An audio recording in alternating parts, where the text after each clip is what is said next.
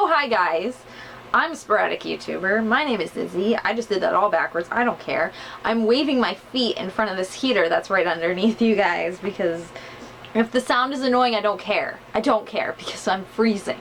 So I know I've been a little sporadic, so I figured I'd do an update plus a Q&A. So this is going to be a super long video. I will try to link a timestamp down below if you want to just jump to the Q&A. If I forget, which I probably will because I suck at editing, just skip over this update if you don't care. Y'all know that I went back to school, but this semester I transferred from a community college to a university, and it's been interesting. Let's just say that. There's been some ups, there's been some downs. So I transferred to university, and it's been a bit of a culture shock. That's like the best way I can describe it. It's hard to describe. What is the actual definition of culture shock? I need to know. This is the English major in me coming out. I need to know the actual definition. The feeling of disorientation experienced by someone who is suddenly subjected to an unfamiliar culture, way of life, or set of attitudes. Yes, that's what university's been like. That. So if you don't know, I'm older than most university students, even though I don't look it, and that's like, it's been a benefit, but also not at the same time. Like, it helps me blend in a little bit better, but also I kind of don't want to blend in at the same time. Why blend in when you were born to stand out, kind of thing. I have over a decade on most students, so it's definitely a culture shock for me. Definitely. That's like the perfect definition. I'm glad I used that phrase. Yeah, so I've been made fun of, which is a weird experience.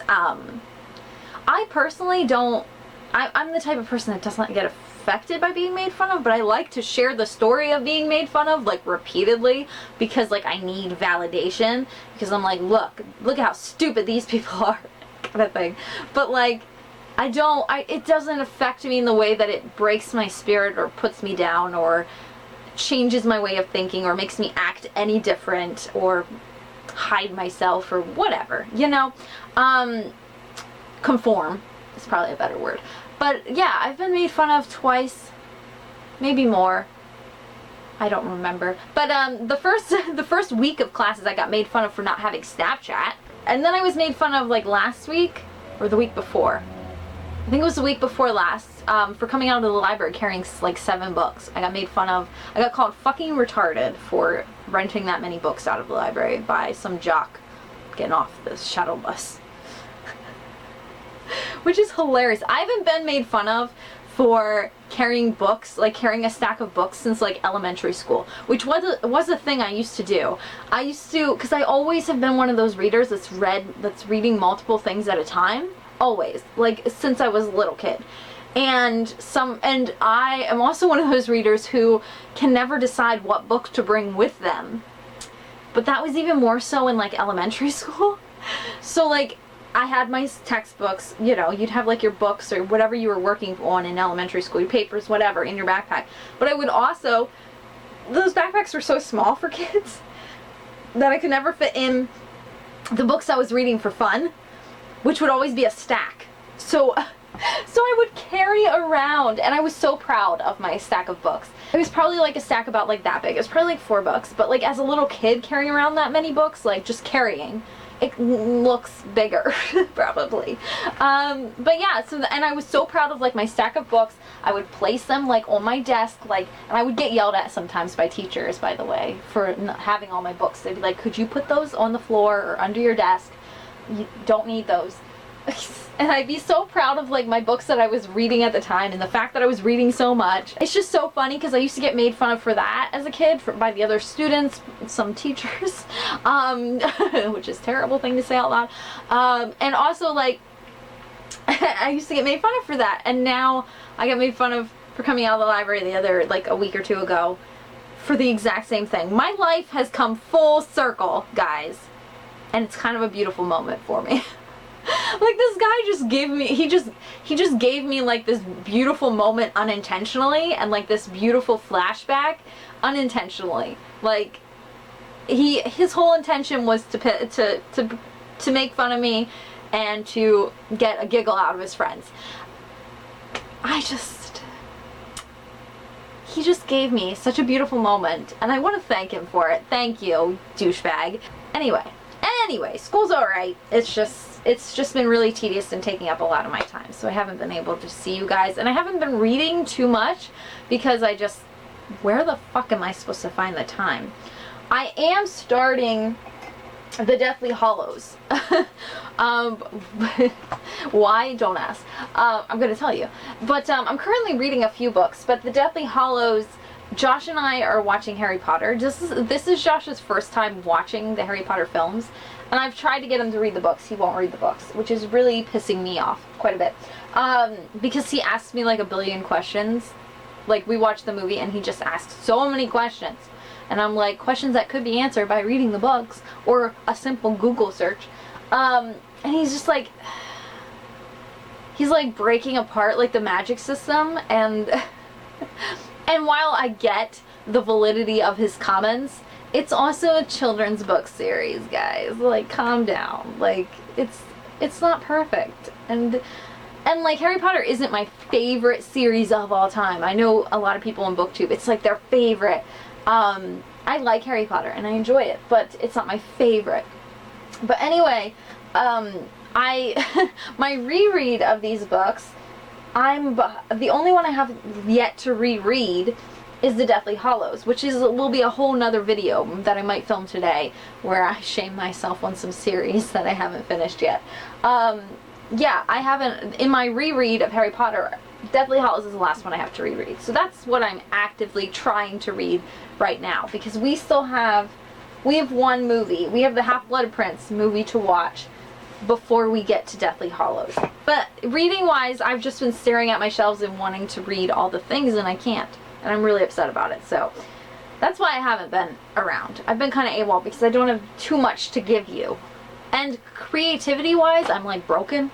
So if you have any video ideas that you want to see, please, for the love of God, you're not being demanding. Just let me know down below what you want to see, because my creativity factory up here is a little broken. So anyway, that's what I've been up to. School has just taken over my life. I am still here. I just, you know. Let's get into the Q&A, shall we? Question number 1 is from Riley, and she asked where my next travel destination was. When she asked that question, I actually was packing for Madrid. So last month we went to Madrid for a week, and it was alright. It was alright. It's definitely not my favorite place that we visited, but I did enjoy myself. I love traveling, so I did really enjoy myself. My favorite part of the whole trip was, I really liked Toledo a lot, because we did a day trip out to Toledo, and I really loved that. But my favorite was, we got to see Real Madrid play, and I'll insert a little clip here if you want to see like where our seats were at, which were perfect, by the way. Your girl got some good seats.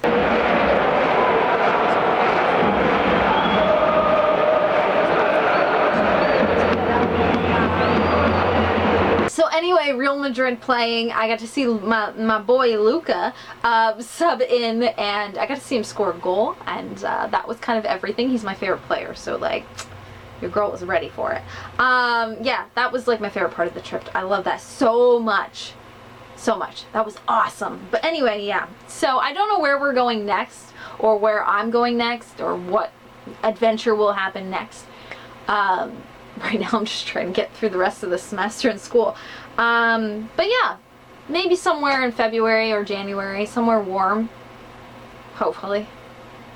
Question number 2 was from Sunny Pipes. Oh, by the way, if I ever like misgender people, because I will do that because I'm terrible.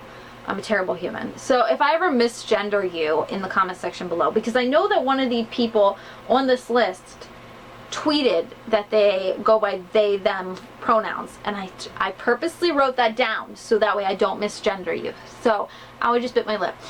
So if I misgender anyone, you have to yell at me. You have to, because you deserve to be called what you want to be called. And if I fuck up, you need to yell at me. Just yell at me in the comments, but don't be too mean, because I make mistakes too. I suck. Anyway, Sunny Pipes asked 2 questions. The first one, do you have any unpopular opinions?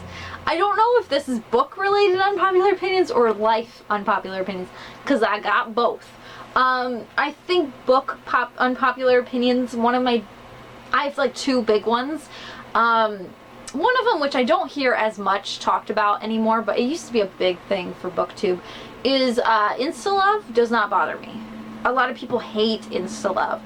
And especially in YA, Insta-love does not bother me in YA at all. And I do this whole like scientific approach to why Insta-love is fine. So I can make a whole video on that if you really want that video. That's a good video idea. I should do that. But I could make a whole video on like why Insta-love is really not that bad. Not that big of a deal, rather. And I think the second one is one that someone... This is where people are going to unsubscribe from me. This is where I'm going to get slammed on BookTube and everyone's going to unsubscribe to my channel. This is where I end my BookTube career. I am not pro trigger warnings. Yeah, I don't like trigger warnings. I don't like them. What they do is they spoil things for me in the books a lot of times. And I understand that a lot of the people who are like, we don't need triggers, are the people who don't need triggers. Warnings. Who don't have triggers. So I can see both sides of it, but me personally, I don't want trigger warnings. This is like such a broad topic too. I could do a whole video on that too, and it'll probably get me unsubscribed from everyone. But yeah, I'm not super pro trigger warning. I'm sorry. I'm so sorry. I think a good place if you do, and I've said this before, and this is another very unpopular opinion, and I've said this on like live chats and stuff where no one was watching except for Shannon. But I think your mental health should be your job. I'm not in charge of your mental health, and I don't think it should be anyone else's responsibility to take care of your own mental health besides you. If that makes any sense. I mean, besides like a therapist and stuff. But I mean, like, you need to take charge of your mental health. You need to not rely on other people to do it for you, because it's not going to happen. That's not a realistic approach to the world. And you know yourself better, and you know what triggers you. So you need to do, if something seriously triggers you, like I've had some fucked up experiences in my life where a lot of things should bring up bad stuff, and maybe it does, but like I've found a way to cope, and I know what I'm doing when I'm reading, like, and I don't purposely avoid things because of that. But if I knew those things really affected me, I would probably research my books more. But I do understand sometimes things can sideswipe you. I get that. Goodreads. I think Goodreads is a perfect resource for putting trigger warnings in like reviews and stuff. But for trigger warnings, for me, like, super take me out of the story. I don't like to know what's in there, even if it's like something god awful. I don't want to know. I know, and I'm terrible. Like, and if they ended up like being put like on books, like if you put them on like the back cover at the bottom, like, or if there was like a designated page for trigger warnings where I knew where it was, I would not look. But like, you always put them on the same spot, like maybe near the barcode where it says like the genre sometimes, like just put like triggers for blah blah blah blah blah blah blah. I think that would be fine. Like I just wouldn't look, you know, because that, like, I would know not to look at that area. So like that, see, like I can argue both sides. Like if that's were a thing, I wouldn't be like protesting it. This is ridiculous. No, I wouldn't care. Oh god, I could do a whole video on mental health because I have mental health stuff too, so I get it. But like, I really think as a society, especially the younger generation, I'm so sorry, maybe it's because I'm old, but I think a lot of people use their mental health as a crutch as opposed to trying to get better or trying to find ways to cope or using coping mechanisms. A lot of people use it as a crutch, and it kind of ruins it for other people who actually are suffering from things and trying to get better and trying to find coping mechanisms that work with them. It just don't use your mental health as a crutch, because it creates a stigma on it that makes it difficult for others to relate to you. Damn millennials. I'm just kidding. I'm a millennial too, technically. A lot of people think I'm not, but like millennials are like from 80 like something, like 87 or something, all the way to like 2002 or something. I don't know. Anyway, super unpopular opinions. There's also just random books that I have unpopular opinions about. To name 3, just off the top of my head, looking at my shelf. Ready Player One, To All the Boys I've Loved Before, and Every Day by David Levithan. There are 3 books right there that all have toxic relationships within them. Maybe not, toxic's an extreme word, but bad love interests. Yeah, there's just some manipulative stuff and just not healthy stuff that takes place in those 3 books, and I don't like those 3 books for that reason. And those 3 books are very popular, and yeah, I don't like. I could go into detail with why I don't like those 3 books, but it's not important. Anyway, the second part of that question was, are there any readathons that you're going to be participating in or that are coming up? Or I don't remember the exact question, I just know it had to do with readathons. I'm trying to participate in Tome Topple because I am reading The Deathly Hallows at the moment. But I don't think I'm going to be participating in any readathons. I keep seeing great readathons like pass me by, like Buzzwordathon and Alphabettathon I tried to participate in, and what else am I missing? There's probably a couple others. But it sucks, okay? It sucks. I want to participate in all of them and I can't, and it's awful. And Grinchathon is going to be coming up in December. So, if you don't know what Grinchathon is, it's a readathon I created. Because I'm super full of myself, I'm definitely going to participate in my own readathon. No, school is over. I'm taking 1 class over winter break, but that's it. So yeah, so I have plenty of time. Question number 3 was from Brittany over at Neverending Reader.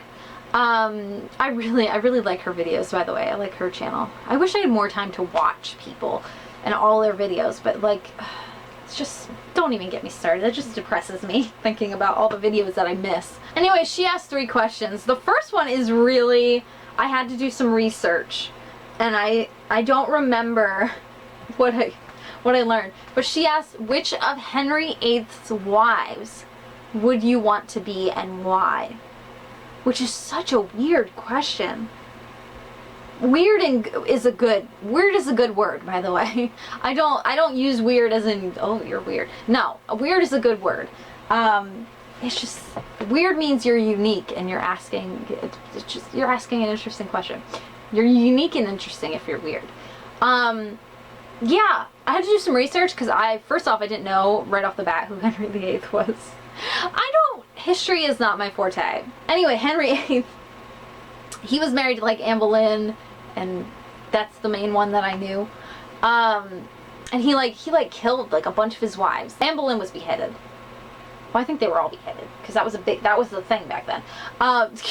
But one of his wives was killed because she was suspected of doing incestual things with her brother or cousin or something, and like plotting against him.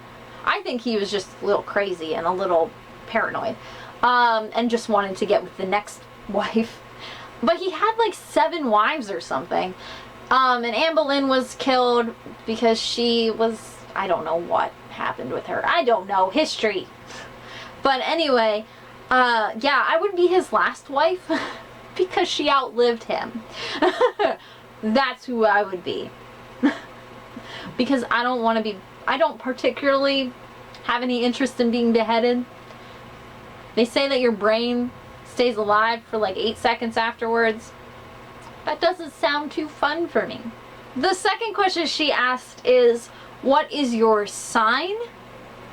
Your zodiac sign, and it's sun, moon, rising, like that whole thing.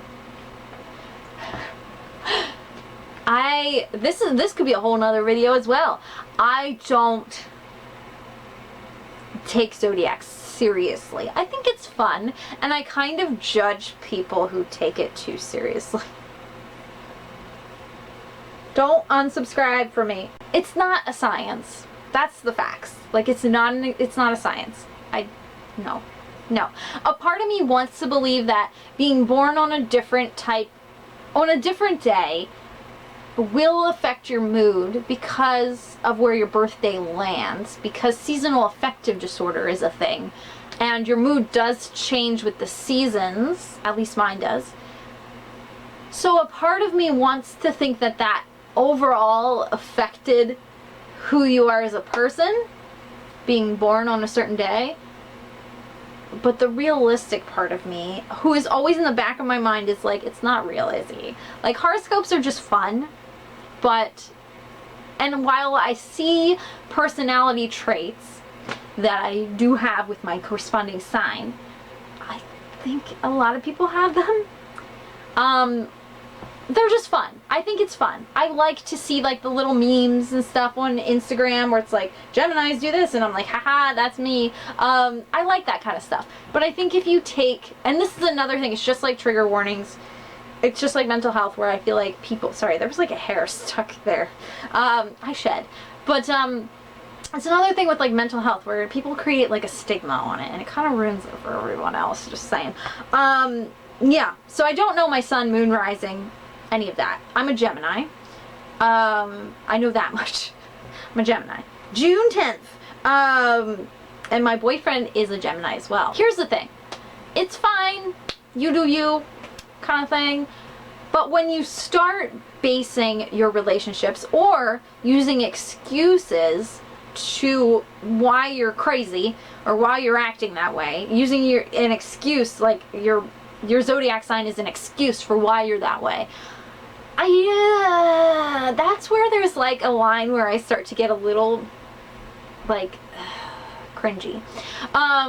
And it especially goes with relationships. And I've said this before, but like, if you base your relationships on zodiac signs, you miss out on certain relationships because you already have a predetermined notion of how this person should act, how your compatibility should be, how your whole relationship should be structured. And that's like, it's kind of ignorant a little bit. It's kind of like the same thing like you judging someone by the way they look. Like you already have a predeceived notion of what they're like, what their act like, like it's the same thing. It's like it's judgmental a little bit. Because for example, and this goes back to Josh and I, for example, Josh is a Gemini. I'm a Gemini. While I see certain correlations with what people say our relationship should be like, I don't think our relationship would be different if he was a different sign or if I was a different sign. I think our relationship would still be the same. But what do I know? But like I said, while I see correlations between what two Geminis are like together, I also we've also like completely obliterated those things, those stigmas behind a Gemini-Gemini relationship. So if you don't know, a Gemini-Gemini relationship is supposed to be like, because we're both crazy. We're the twins, so we have dual personalities, which is a thing that I really do see in myself. A lot of people say that we're two-faced. That's like the bad way of saying it. But I see myself as very versatile, and very much, I have multiple interests at one time, and I can argue both sides of things, and I see both sides of things. Like our relationship is supposed to be very much explosive, and then like, because neither one of us will commit. There's like a bird flying out there. Neither one of us will commit. Neither one of us will like communicate properly, because it's like having 4 people in a relationship instead of two. It's like having 4 people in a relationship instead of 2. There we go. I did my hands right. Gemini and Gemini love. Here we go. When 2 Geminis partner off, it's really like 4 people coming together. I told you. This relationship can never be dull. Our relationship does have dull moments, I think. Like, we both work full time. We don't have time for each other half the time. These 2 can get bored easily. Which is a thing, because Geminis get bored easily. Which, yes, that's true, but I think that's true with everyone. I don't know my sun, moon, rising. I don't know. And I don't have any interest in going that far in depth. Anyway, the main thing is don't base your relationships off of your astrological sign, because you will miss out on great relationships. That Josh is the healthiest relationship I've ever been in. The third question she asked was, what is the most overrated author? Cassandra Clare. Hands down, without a doubt, Cassandra Clare, that I've read so far. The most overrated author that I've read so far. Cassandra Clare. Cassandra Clare. I'm so sick of Cassandra Clare. I've read the first 3 books and I don't know if I will ever push through and read the rest. I don't know. I don't know if it's gonna happen. I keep trying, but she's so overrated. Rebecca, oh my god, my eyes itch. Rebecca Land asked, I miss her booktube channel, by the way, so much. Come back to us. Rebecca Land asked, if you could visit one place, where would you visit? I've already visited like a lot of places that if I could pick anywhere to visit, I would visit. And some that I never expected to visit, like Turkey. Like, never expected to visit Turkey. Ever. Yeah. So, I visited everywhere that, so far, like, not everywhere, but there's quite a few places that I've wanted to go, and I did go. Germany is the biggest one. I love Germany so much. If I could go to Germany right now, again, yes, I would. Right now. Let's go. If I could pick up and move to any country, Germany. Berlin. I want to live in Berlin. I love Berlin. I love it so much. That is like, oh, I could pick up and move there so goddamn fast. You have no idea. As long as I could bring my cats. Anyway. Focus, Izzy. New Zealand. Australia. Both of those are really high up on the list. I'm like looking at my travel books. That's why I'm looking over there. New Zealand is like top of the list. There's like certain places that little places I want to go. I'd like to go back to the Czech Republic and visit. There's I forget what it's called. It's like a bookmark in one of the books I'm reading. But I saw it on my, like, I have a calendar that's like day by day places, travel places, and there's this church. I've been to Prague in the Czech Republic, but I haven't been to this place. And there's this church made entirely, like, all of the fixtures in the church, like there's a coat of arms, like so much of the artwork in this church is leftover skeletal remains of humans because of the overflow from the cemeteries at the time. It's really cool. I forget what it's called. I don't remember what it's called because it's downstairs. But seriously, Google it. It's creepy, but so cool creepy. Like, that kind of thing is like my cup of tea. Like, I love that kind of stuff. Obscure, kind of creepy, gothic kind of stuff. Whoa. Like, I love that kind of stuff. But yeah, I'd like to see that because that would be really cool. Me, I don't know your Twitter handle, but they prefer they them pronouns. See, I try to pay attention. I know I suck, but I try to pay attention to what pronouns you guys like because I know it's important. So if I ever get them wrong, please punch me in the face. Don't punch me in the face. They asked a couple questions. So I think 2. The first one is, are there any books that you want to remove from Goodreads? Yes. The flat answer is yes. I was going through there like the other day. Yes. Because I'm always adding books randomly, and then like I will go back and I'll be like, why did I add this? But I can't think of like one like in particular that I want to like remove. I do have a video coming up that will be in conjunction with some things on Goodreads. So stay tuned for that. That may be kind of similar in the same vein as that. The other question was, what inspired you to be vegetarian, and do you have any favorite recipes? This is kind of a bit of a story. Hopefully I have enough camera time and this video isn't a mile, like 2 hours long. One of my things that inspired me to be vegetarian was we did have a family friend, and I'm still friends with him today. We have a family friend, my dad and I, who is vegan. And he was like the first vegan that I like met in real life. I thought they were like a unicorn, like a mystical beast. Because the area I live in is very pro-Trump nation. It's the best way to describe it. Oh, sorry to get political, guys, but I'm actually a pretty political person. I think politics are important, and I find them fascinating, and I like them in my books too, which you will learn if you don't already know. But anyway, yeah, so he was like the first person that made it like it was a real thing. Up until then, I was always doing like animal rightsy stuff and just that kind of stuff. But like I wasn't vegetarian or anything yet. So what I did was PETA, yes I know, PETA, which has very polarizing views on the internet. Anyway, they had a petition. You sign this petition and for a month long you would be vegetarian. And I signed it on October 11th. That is the anniversary of me being vegetarian every year. I think I was like 14 or 15 at the time. I'm 29 now, so you do the math, how long I've been vegetarian. I don't remember. But I signed it and I was vegetarian for a month. The hardest part was school.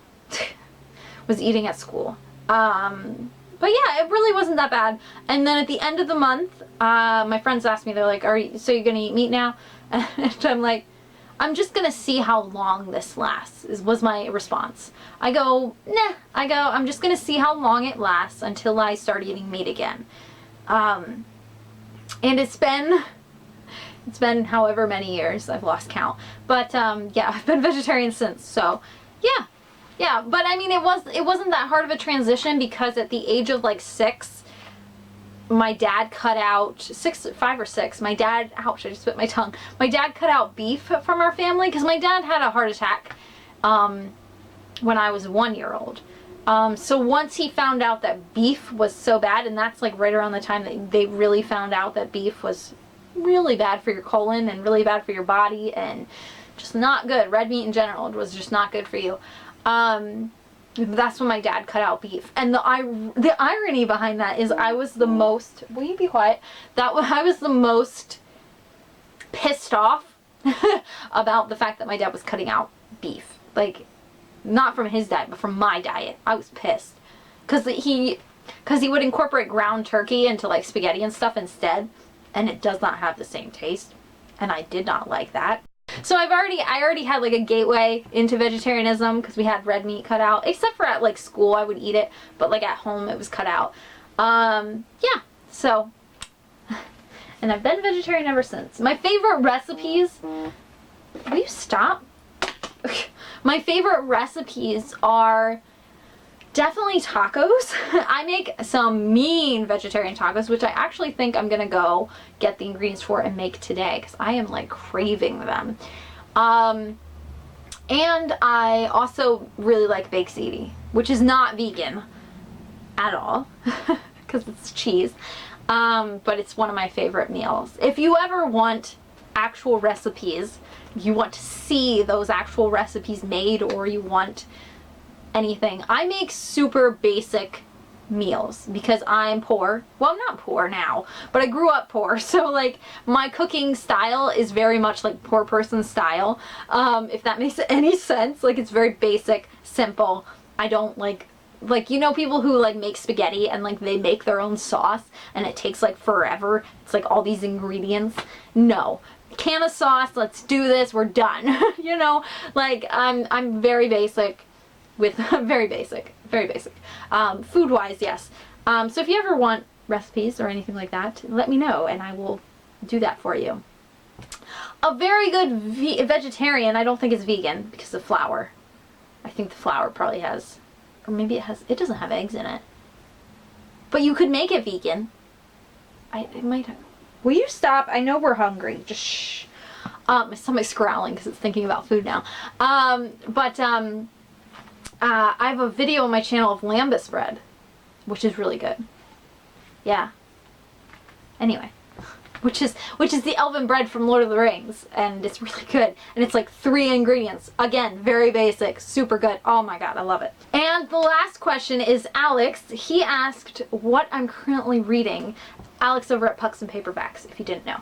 I'm currently reading like a billion things, but I'm actively trying to read Deathly Hallows. I'm one chapter in, yay. I did start Wilder Girls, put it down because school. I have Start Internment, put that down because school. I have the second book in the Nightmare series that I'll be reading with Shannon. I haven't got to that yet. Basically, I have a whole bunch of books that I'm not reading right now. Because of school. So textbooks, that's what I'm reading. It's so exciting.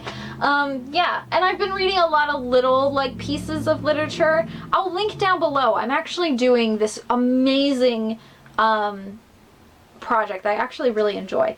So what we do is we pick a piece off of Brevity magazine online. If you don't know what that is, it's a magazine online that has like nonfiction, but it's like super short, quick nonfiction.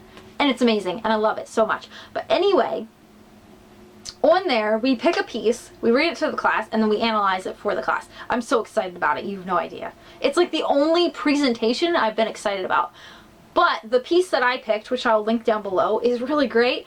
But the last paragraph gets me every time.